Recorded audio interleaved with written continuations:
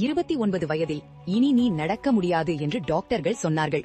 இடுப்பிற்கு கீழே உடல் இயங்கவில்லை, வீல் சேர் தான் வாழ்க்கை என்று உலகம் தீர்ப்பு சொன்னது. ஆனால் தீபா மாலிக் அந்த தீர்ப்பை ஏற்கவில்லை.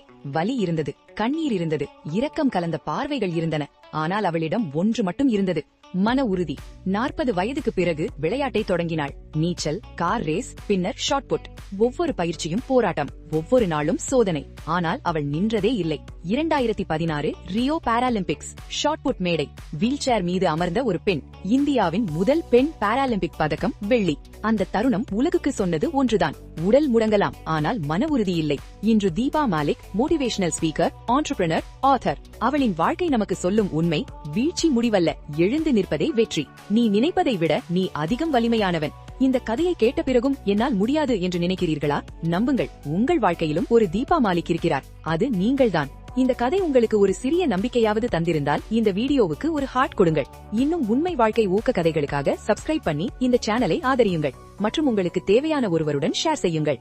இந்த வீடியோ உங்கள் மனதை அமைதியாக்கியிருந்தால் லைக் செய்து சப்ஸ்கிரைப் செய்து இந்த சேனலை ஆசீர்வதியுங்கள்.